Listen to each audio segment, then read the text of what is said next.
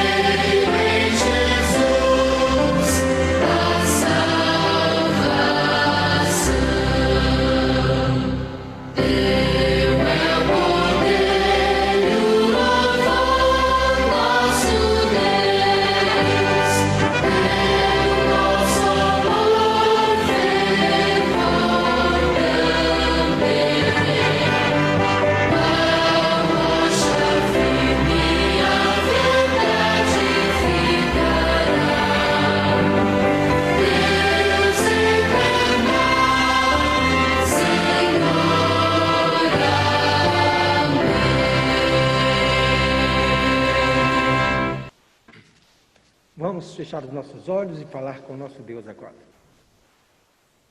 Grandioso Pai, amoroso Deus, muito obrigado, Senhor, por tudo o que o Senhor tem feito na vida de cada um de nós.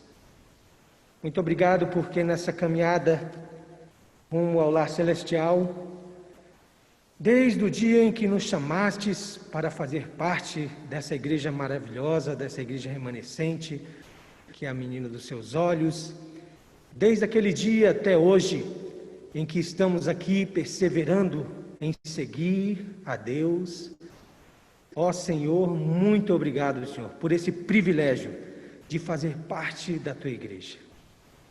Pai querido, nessa noite estamos aqui e pedimos a Ti, Senhor, que o Seu Espírito Santo, que já trabalhaste no nosso coração, para nos trazer aqui à igreja, e trazer também os que estão assistindo via Zoom, trazer-nos a adoração a Ti neste momento. Esse mesmo Espírito Santo possa agora continuar trabalhando nos nossos corações e que, ao ouvirmos a Tua palavra hoje, possamos ser alimentados, Senhor, que a nossa fé possa ser revigorada. Abençoa o nosso irmão Giovanni, que vai repartir o pão da vida, que ele fale inspirado pelo Espírito Santo.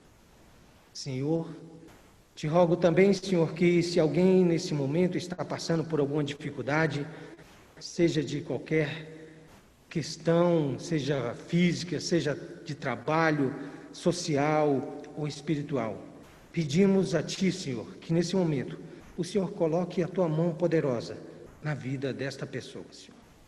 Que ela possa sentir agora o Teu refrigério, Senhor. Pai querido, abençoa-nos agora, nesse momento, que possamos sentir uma íntima comunhão com os céus agora, nesse instante. Nós te rogamos em nome de Jesus. Amém.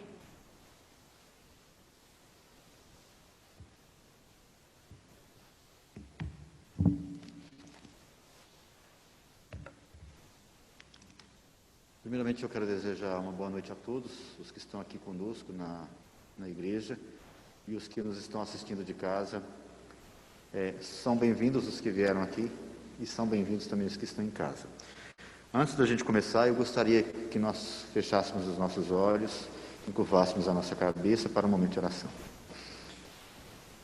Senhor, nosso Deus e Pai, graças e louvores damos a Ti, meu Deus, por essa maravilhosa oportunidade de estar aqui na Igreja da Candangolândia, nessa noite de domingo, partilhando uma mensagem, uma reflexão com os nossos queridos irmãos. Que o Senhor me use como instrumento seu. Eu sei que eu sou falho e pecador, mas que o Senhor coloque o seu Santo Espírito no meu coração, na minha boca, na minha mente, e que o Senhor fale e não eu. Que o Senhor abençoe a todas as pessoas que estão conosco neste momento, os que estão aqui, os que estão em casa, que o Senhor nos conceda o perdão dos nossos pecados e que o Senhor nos conceda uma feliz semana.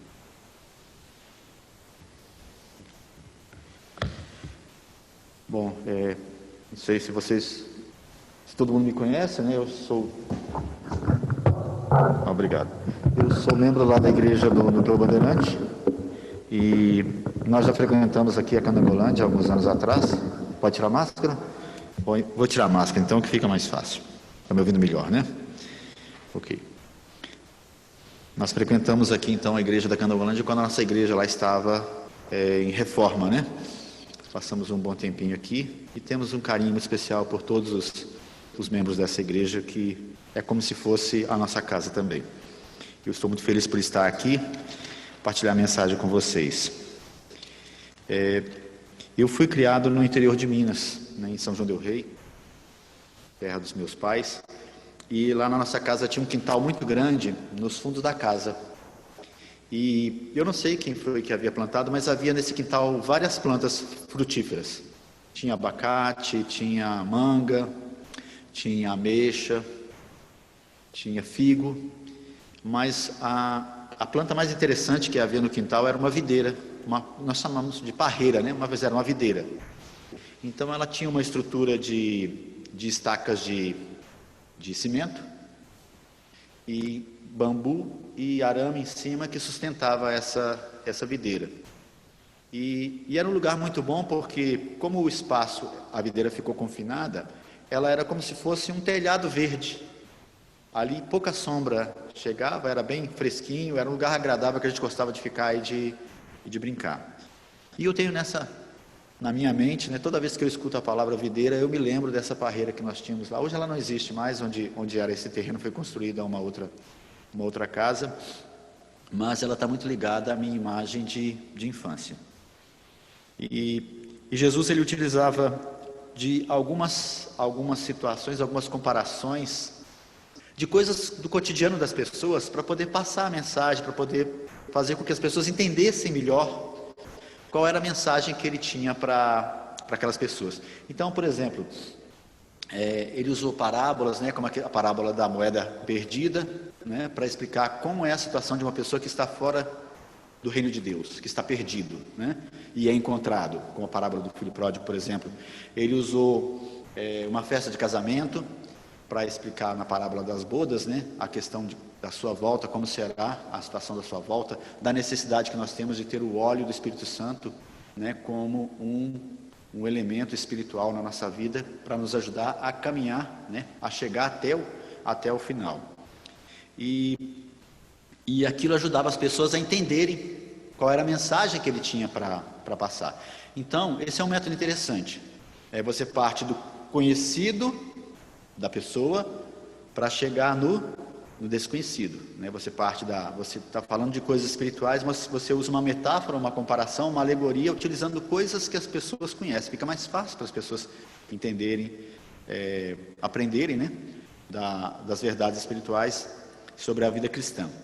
E uma dessas ocasiões, Jesus estava com os seus discípulos, né, já bem próximo dele ir para o Horto das Oliveiras, onde ele teve a sua agonia.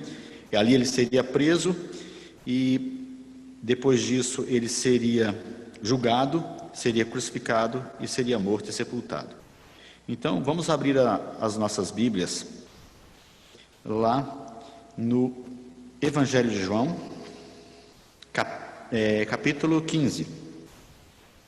João capítulo 15. a partir do verso 1. Vocês leiam comigo. Encontraram? Ok, vamos lá. O título, aqui na minha tradução, é A Videira e os Ramos. E Jesus começa falando o seguinte, ele está falando para os seus discípulos, tá?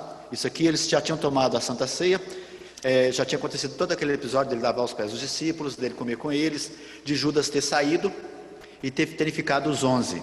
Então ele ficou um tempo com eles, ele passou várias mensagens para eles, e depois ele faz aquela oração sacerdotal no capítulo 17 de João. Mas aqui no 15, ele passa uma mensagem interessante para os seus discípulos. A princípio a mensagem é para os discípulos, mas ela é principalmente para mim, para nós, para cada um de vocês.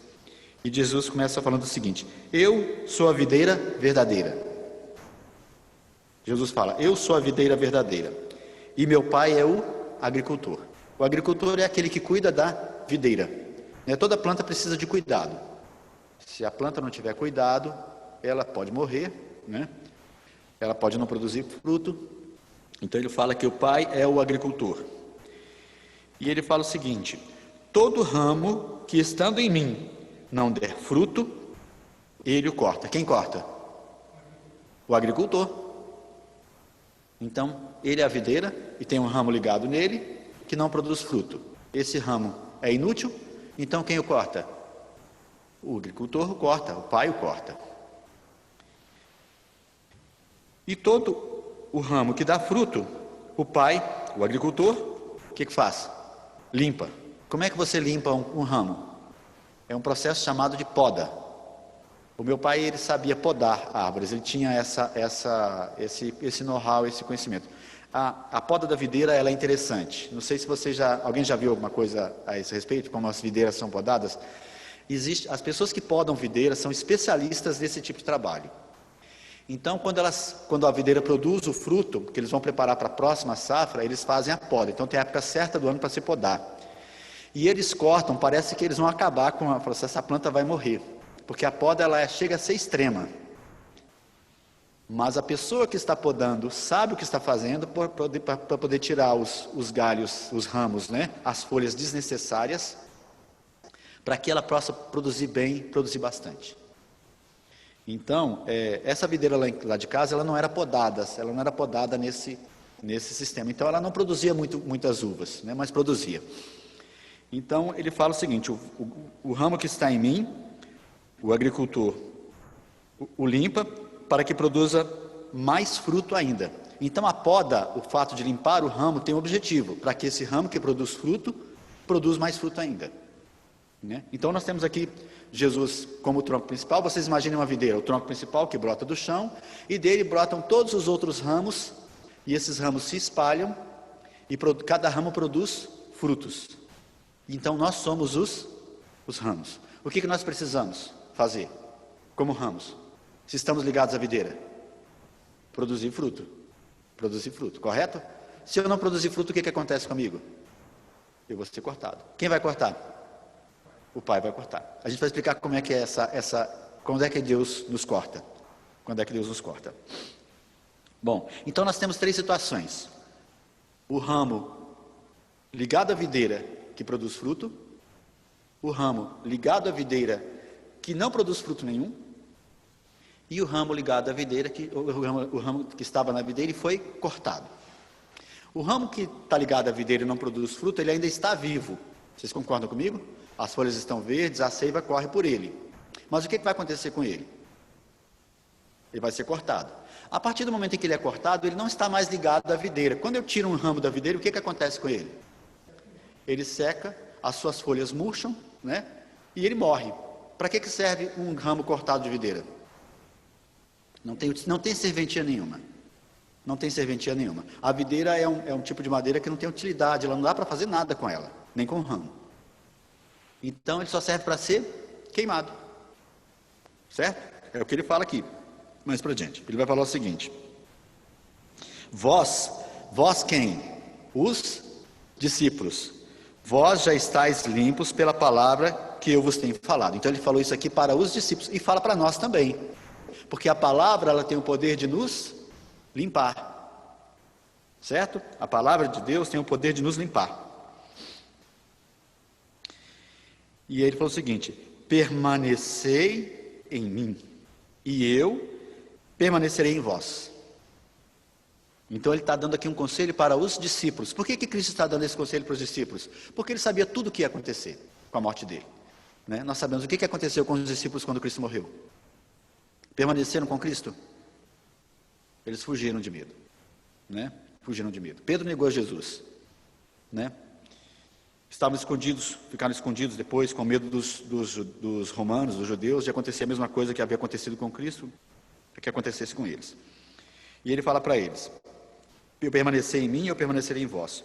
Como não pode o ramo produzir frutos de si mesmo, se não permanecer na videira, assim nem vós o podeis dar, se não permanecerdes em mim. Então Jesus está falando: olha, não é você que produz o fruto. Não somos nós, não sou eu, Giovanni, que produzo o fruto. Quem produz o fruto em mim? A videira, o ramo principal. É Cristo que produz o fruto em mim. Então o ramo por si só, ele não tem a capacidade de produzir o fruto, se ele não estiver ligado à videira. Ele tem que receber a seiva da videira, ele tem que receber a vitalidade do ramo principal, para que ele possa produzir fruto. E é isso que Cristo está falando. Por isso que nós precisamos ficar conectados com ele. E ele fala o seguinte: eu sou a videira. Novamente ele fala: vós sois os ramos. Quem permanece em mim e eu nele, esse dá muito fruto, porque sem mim nada podeis fazer. Então, sem Cristo, nós não podemos produzir frutos de justiça. Eu, por mim, Giovanni, eu não tenho condições de produzir nenhum fruto de justiça se não for por meio da atuação de Cristo na minha vida.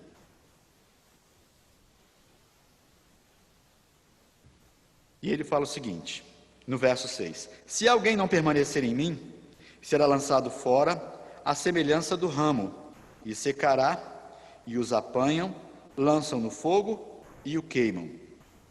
Se permanecerdes em mim, e as minhas palavras permanecerem em vós, pedireis o que quiseres, e vos será feito. Nisso é glorificado meu Pai, em que deis muito fruto, e assim vos tornareis meus discípulos, né? Nós falamos hoje em fazer discípulos, né? Antigamente a igreja falava em evangelizar, dar estudos bíblicos e fazer novos conversos. Hoje nós falamos em transformar as pessoas em verdadeiros discípulos, né? Existe aí o ministério do discipulado, né?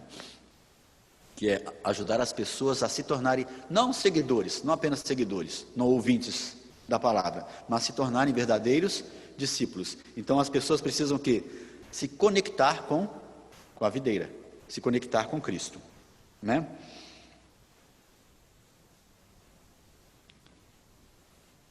E ele fala umas coisas muito interessantes a partir do verso 9. Ele fala o seguinte: como o Pai me amou, também eu vos amei. Permaneceis no meu amor. Então, permanecer em Cristo é permanecer no amor de Cristo.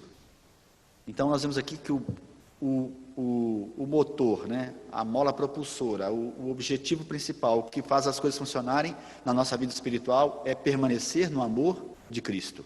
Ou seja, ter no nosso coração o mesmo sentimento que Jesus tinha pelas pessoas. Amar a todas as pessoas, independentemente delas serem ou não serem da nossa igreja, delas serem ou não serem da nossa cor, do nosso nível social, econômico, intelectual, do nosso país. Nós temos que amar todas as pessoas. E ele continua aqui: se guardardes os meus mandamentos, permanecereis no meu amor. Olha que interessante. Ele não está colocando, Cristo não está colocando a guarda dos mandamentos como uma espécie de salvação pelas obras. Ele está falando que a guarda dos mandamentos ajuda a permanecer no amor, porque a base do mandamento, o que é a base do mandamento? É o amor. É o amor. A prática do mandamento, ela nada mais é do que a expressão do amor, né?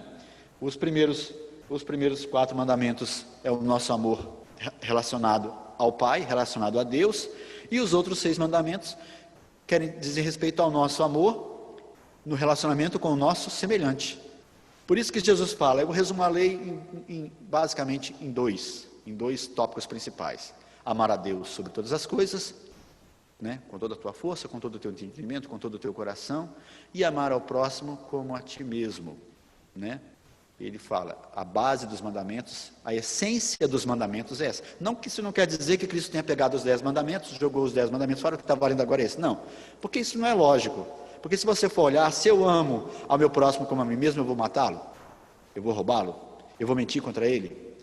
Vou levantar falso testemunho contra ele? Eu vou cobiçar as coisas dele? Não vou fazer nada disso se eu amo como amar a mim, como eu amo a mim mesmo. E se eu amo a Deus como a mim mesmo, eu vou obedecer ao que Deus pede, vou tê-lo como meu único Deus, não vou me adorar, me ajoelhar diante de Deus estranhos, não vou falar o nome do Senhor em vão, eu vou guardar o dia do Senhor, né? Porque isso aí é a prática do amor através da obediência ao mandamento. Então Cristo continua aqui.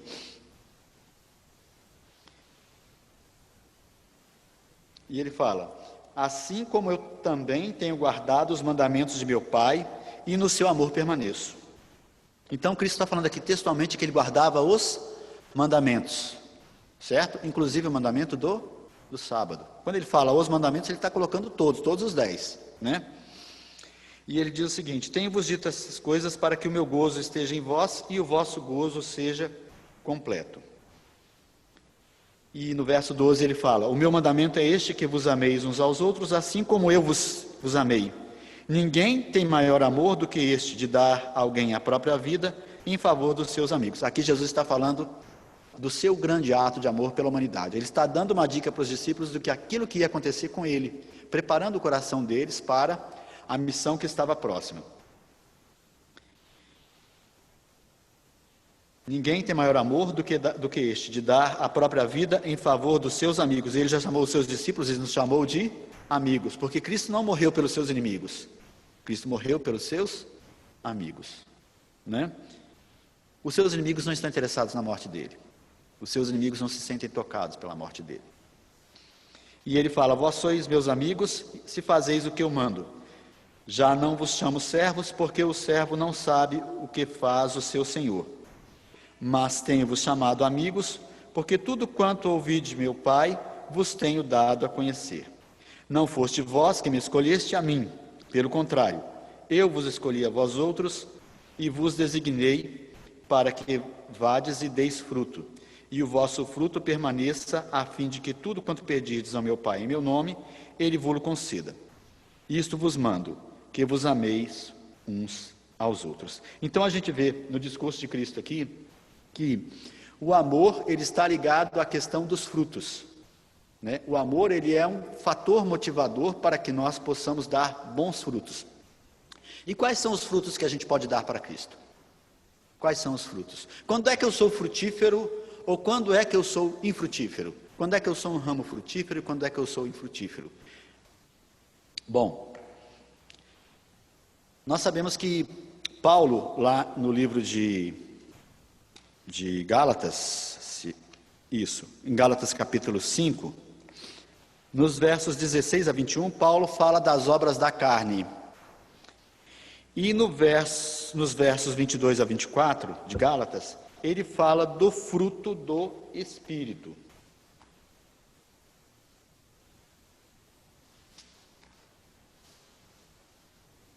O fruto do Espírito, ele está em oposição às obras da carne. Engraçado que Paulo não usa o fruto da carne, ele fala as obras da carne e fala o fruto do Espírito. Mas interessante é que o fruto do Espírito, ele se compõe de várias virtudes cristãs, de várias virtudes espirituais.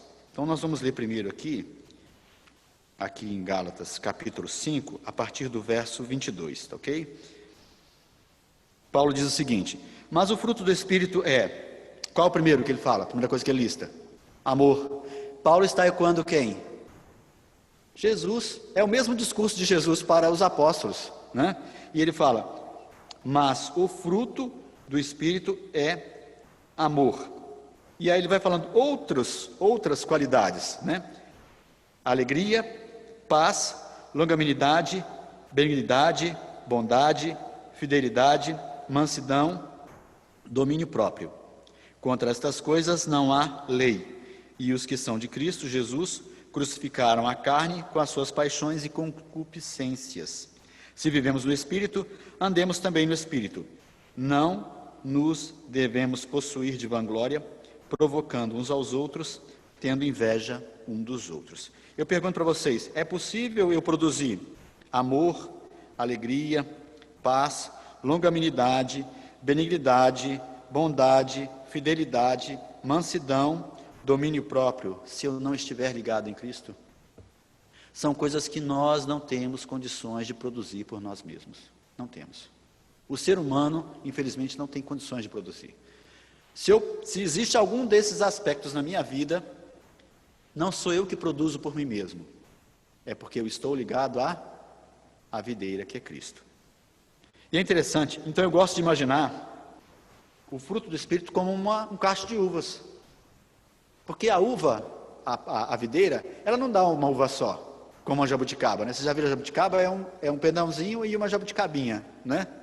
A uva não, ela dá um cacho com várias uvas grudadas nesse cacho. Então nós podemos imaginar, a uva é o fruto, mas ela não acontece uma uva só, tem várias uvinhas ali grudadas naquele cacho. Então nós temos aqui a bondade, o amor, a esperança, a caridade, a longanimidade, a paz, a alegria, o domínio próprio, são as uvas, né, grudadas naquele cacho que é o fruto do Espírito. E o que acontece? Se eu produzo o fruto do Espírito, eu vou ser útil para o Mestre, por quê? Porque eu vou colocar em prática aquilo que ele me ensinou. Eu vou colocar em prática o cristianismo que ele me ensinou. E como é que eu faço isso?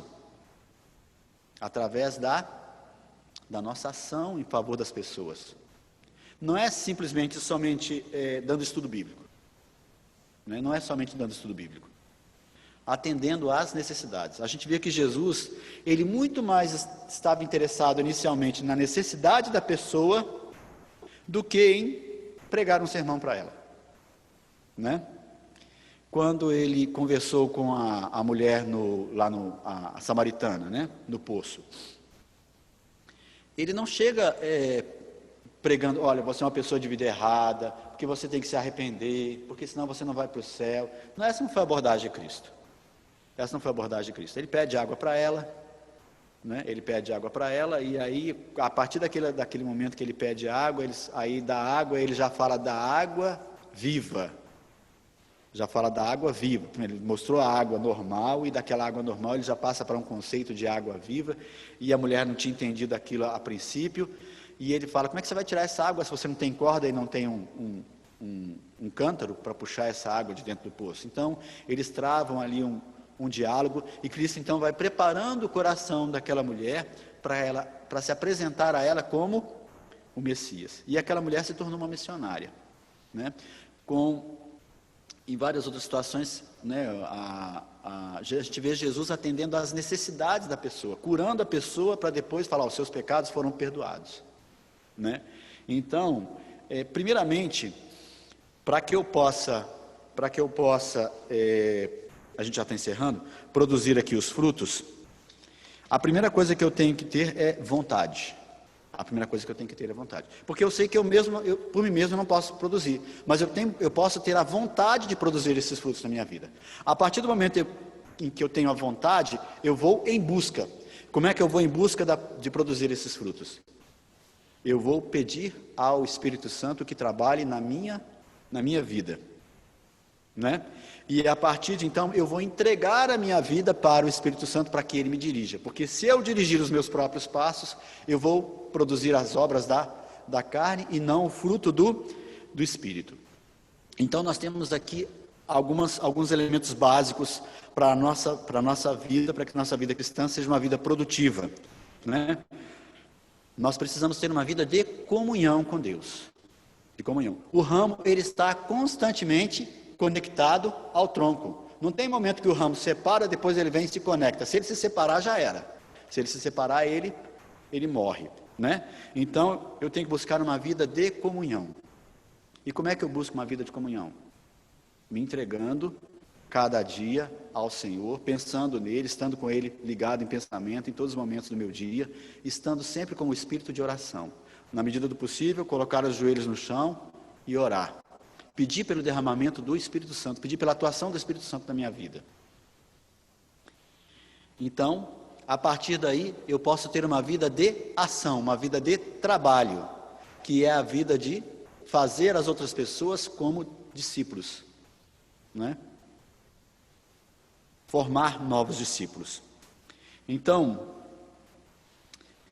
o segredo, né?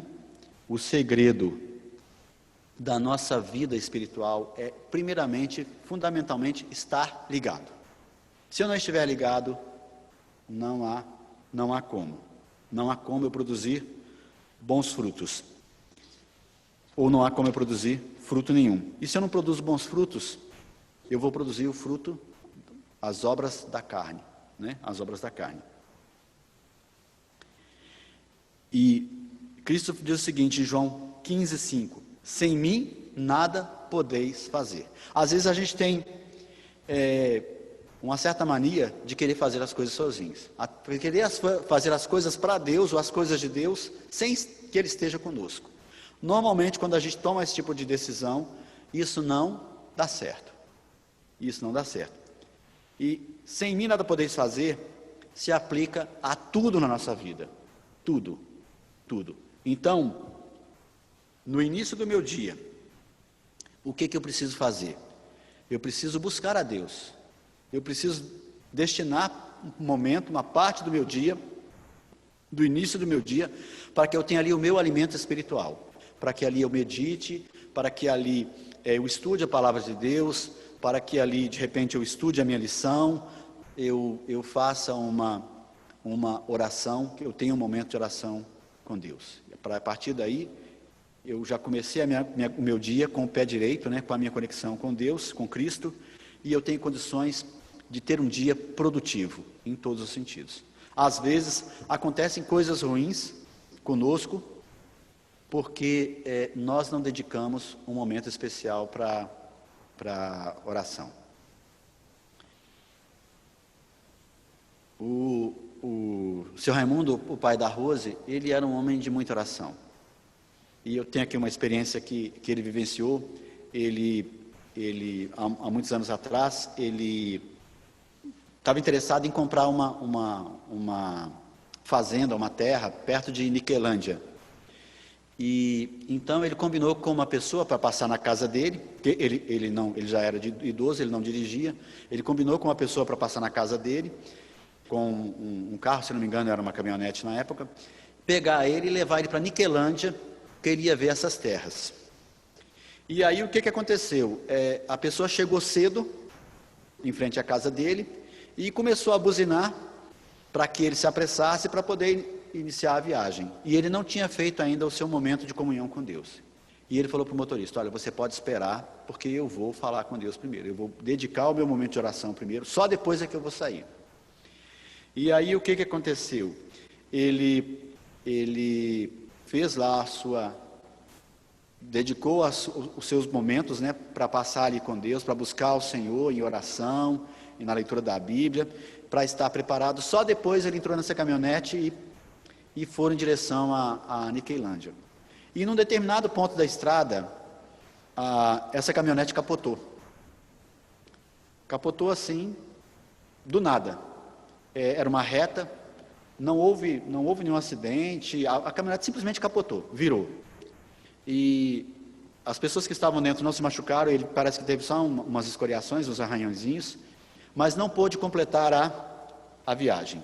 E eles tiveram então que retornar a Brasília. E só depois ele ficou sabendo o que foi que aconteceu naquele dia e por que aquela caminhonete capotou. Porque lá naquelas terras em Niquelândia, eram umas terras problemáticas que haviam sido invadidas, e havia ali um grileiro que havia contratado um pistoleiro para matá-lo naquele dia. Então, se ele fosse lá em Niquelândia naquele dia, havia já um pistoleiro contratado, ele ia perder a vida dele naquele dia. E eu tenho certeza que foi Deus que fez com que aquele carro capotasse, para que ele não chegasse até o seu objetivo final, que era chegar naquelas terras. E teve que voltar. Então, Deus usou os seus meios, né? Parecia que foi uma coisa ruim que aconteceu, mas depois a gente vê quando ele ficou sabendo realmente de toda a trama que havia sido urdida contra ele, ele viu que Deus o havia poupado. Tudo isso por quê?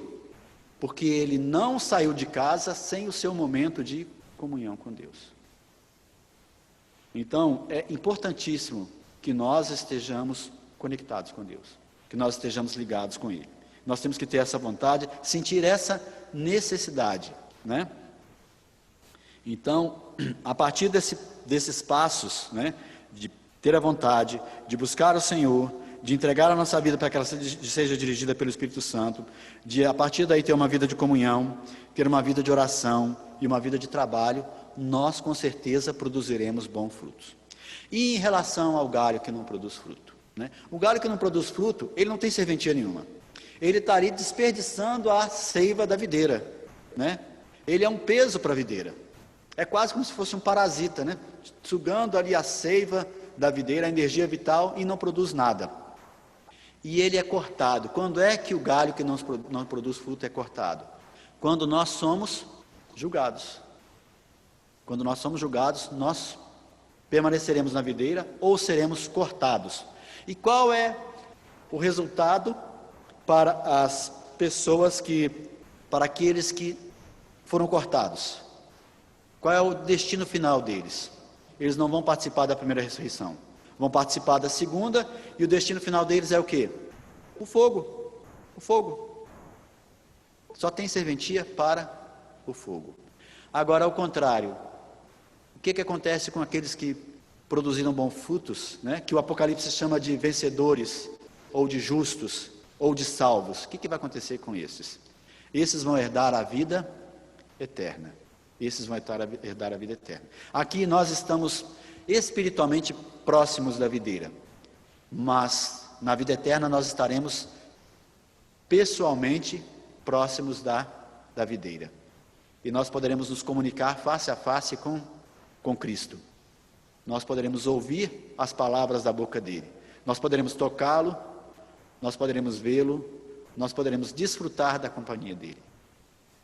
Aqui esse Cristo maravilhoso que por nós morreu. A gente vê o seguinte, dos 11 galhos que estavam ligados à videira, dos 12 galhos que estavam ligados à videira, que era Cristo, um não produziu fruto, que foi Judas. Judas foi cortado. Os outros 11 galhos precisaram ser podados, né, com o passar do tempo. E essa poda, a gente observa a vida de Pedro, né, como Pedro era quando conheceu a Cristo, como Pedro se tornou depois que ele foi convertido, como João era quando conheceu a Cristo, o que João se tornou depois que conheceu a Cristo. Isso é o processo de poda. Como eu falei para vocês, quando se poda uma videira, parece que você vai matar a planta, de tão drástica que é a poda. Porque nós precisamos tirar muitas coisas que estão agarradas conosco, grudadas no nosso coração. O amor ao mundo, o amor às coisas do mundo, o amor ao dinheiro, o amor à posição, o amor ao status, à cultura, né? Nós colocamos tantas coisas na frente de Deus, e essas coisas precisam ser podadas, porque essas coisas podem nos impedir de dar bons frutos. E se nós não dermos frutos, infelizmente seremos cortados e lançados no fogo. O meu desejo, para você que me assiste de casa, para você que está conosco aqui nessa noite, é que nós sejamos ramos frutíferos, que nós possamos permanecer sempre conectados à videira que é Jesus. Em Filipenses, Paulo diz o seguinte, Filipenses 2,13. Vamos abrir lá nossa Bíblia em Filipenses 2,13. As pessoas podem falar, mas é muito difícil. Isso que você está falando aí é muito difícil. Mas olha o que Paulo nos diz em Filipenses 2:13. Porque Deus é que efetua em vós, em mim, Giovanni, em você, Djalma, Rose e os demais que nos assistem, os que estão em casa.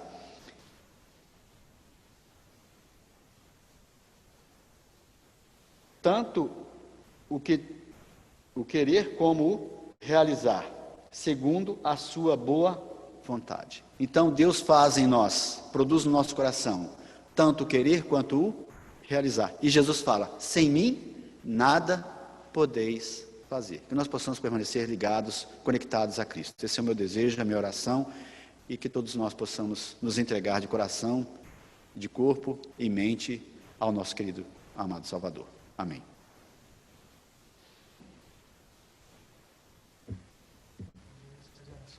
Tá.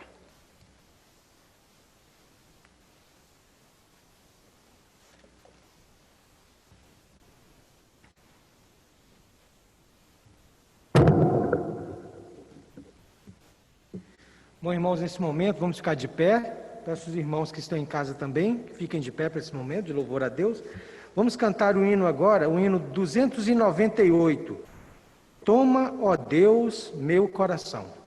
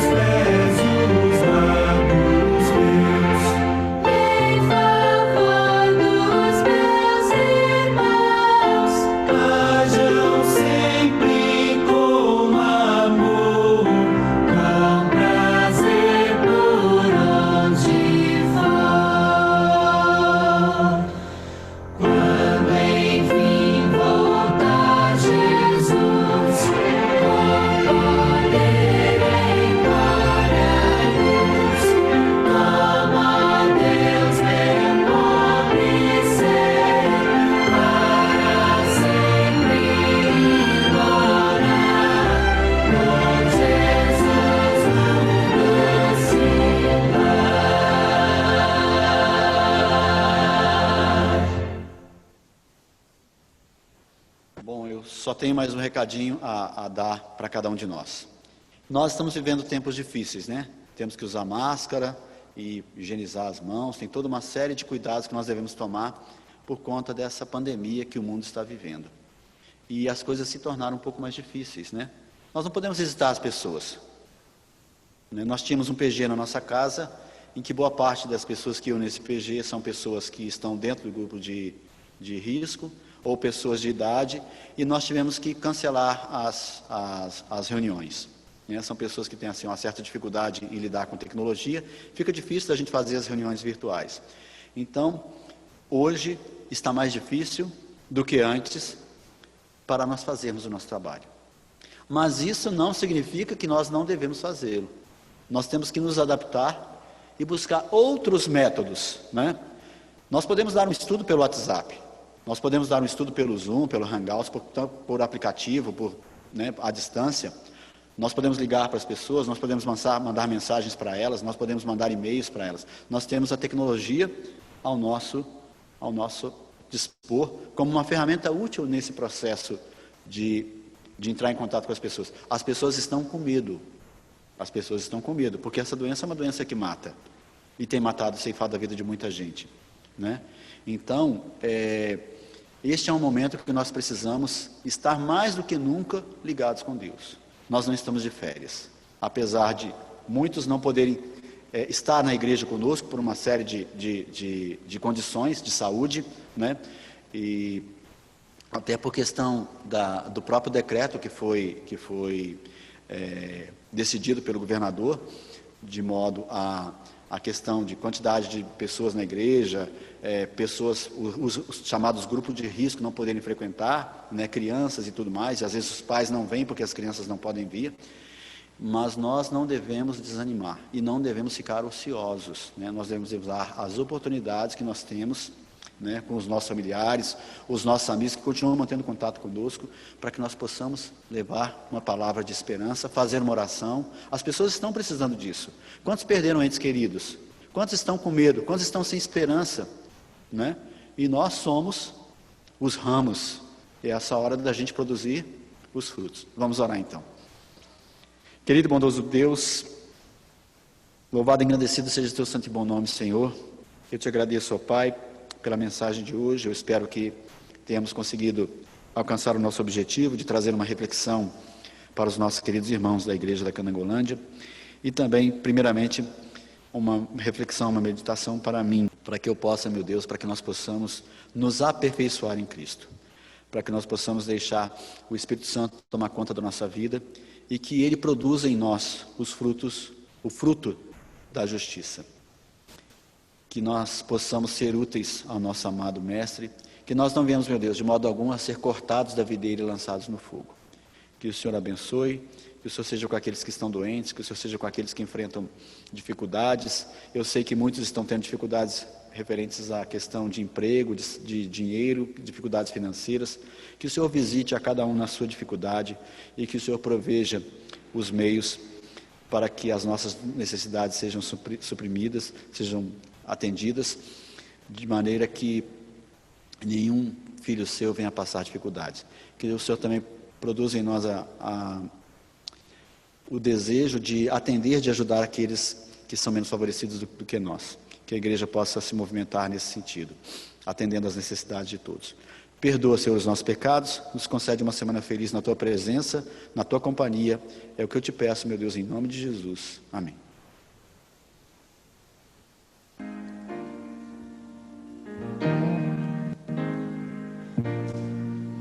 Eu sou a videira, vocês são os ramos, permanecendo em mim. Frutos virão em abundância, sim, virão, venham provar.